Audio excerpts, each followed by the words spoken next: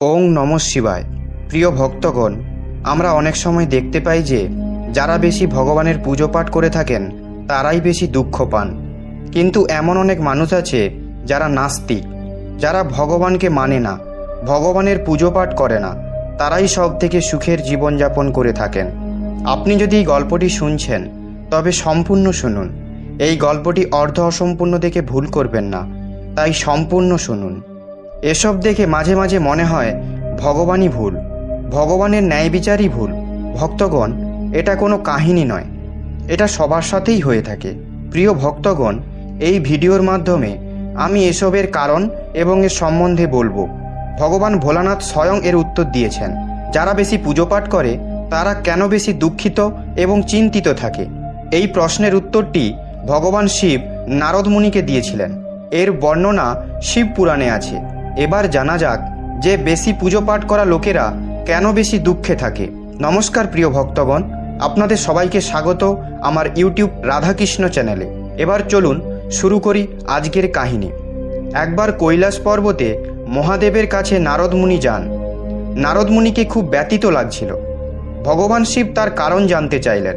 তখন নারদ মুনি ওনাকে প্রণাম করার পর বললেন, হে প্রভু, হে নাথের নাথ, হে ভোলানাথ, হে দেবাদিদেব, আমার মনে একটা প্রশ্ন চলছে, কৃপা করে আমাকে ওই প্রশ্নটির উত্তর বলে দিন।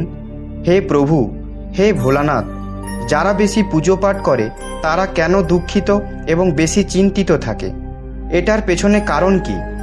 কিন্তু যারা ভগবানের নাম নেয় না, ভগবানকে স্মরণ করে না, ভগবানের পুজো পাঠ করে না, তাদের মনে একটুকুও ভগবানের প্রতি ভক্তিও নেই, এবং যারা জীবনে অনেক ভুল কাজ করেন তারাই সব থেকে সুখী। এমনটা কেন? হে ভগবান, আমাকে এর পেছনের কারণ বোঝানোর প্রয়াস করুন। তখন ভগবান শিব বললেন, হে নারদ মুনি, আমি যেটা বলতে যাচ্ছি ওটা আপনি খুব মনোযোগ সহকারে শুনুন। কেন যারা বেশি পুজো পাঠ করে তারা বেশি দুঃখিত হয়? হে নারদ মুনি, আমি এটা আপনাকে একটি কাহিনীর মাধ্যমে বোঝাচ্ছি, তাই খুব মন দিয়ে শুনুন।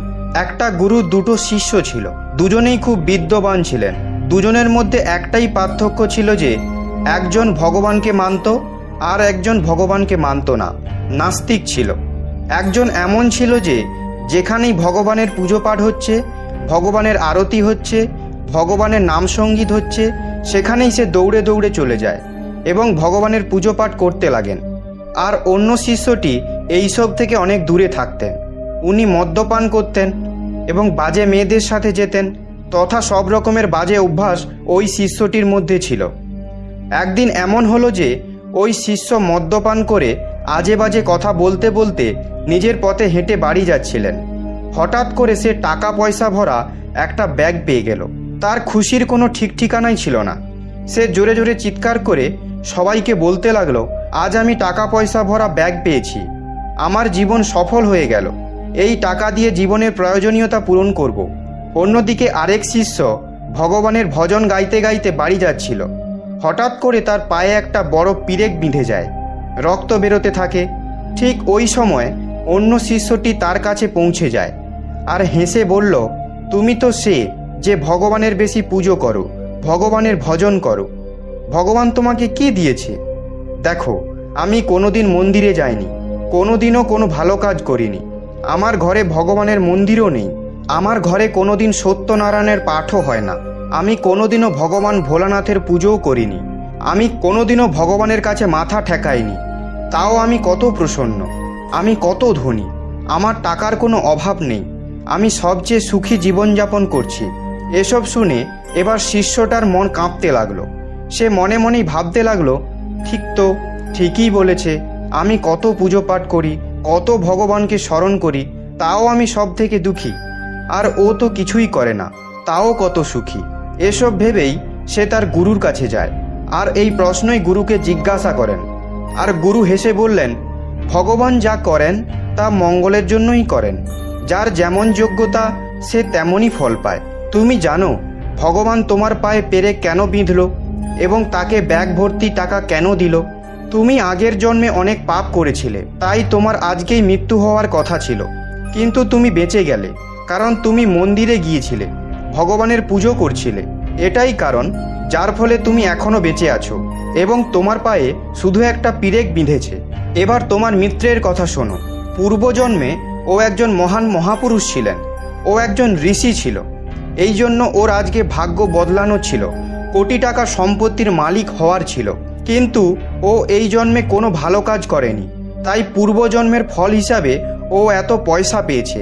যখন তিনি কোটি টাকার মালিক হতে চলেছেন, কিন্তু সে তার এই জন্মের কর্মের ফলে তা পেল না।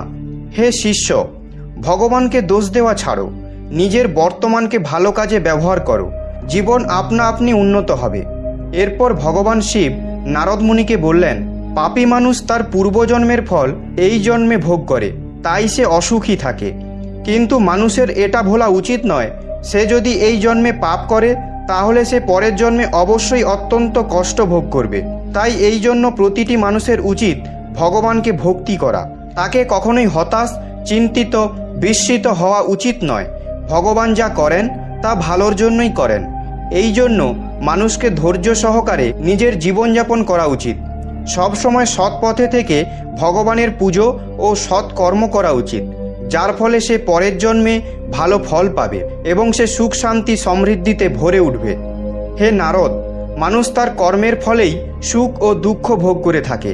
তাই এটা কোনো আশ্চর্যের কথা নয়। যে ভালো কর্ম করবে সে ভালো ফল পাবে, যে বাজে কর্ম করবে সে বাজেই ফল পাবে। প্রতিটি মানুষকে তার পাপের ফল কোনো না কোনো জন্মে কোনো না কোনো সময়ে ভোগ করতেই হবে। হে নারদ, আশা করি আপনি আপনার উত্তর পেয়ে গেছেন। ভগবানের মুখে এসব কথা শুনে নারদ মুনি বললেন, হে প্রভু, আমি আমার প্রশ্নের উত্তর পেয়ে গেছি। ওং নমঃ শিবায়।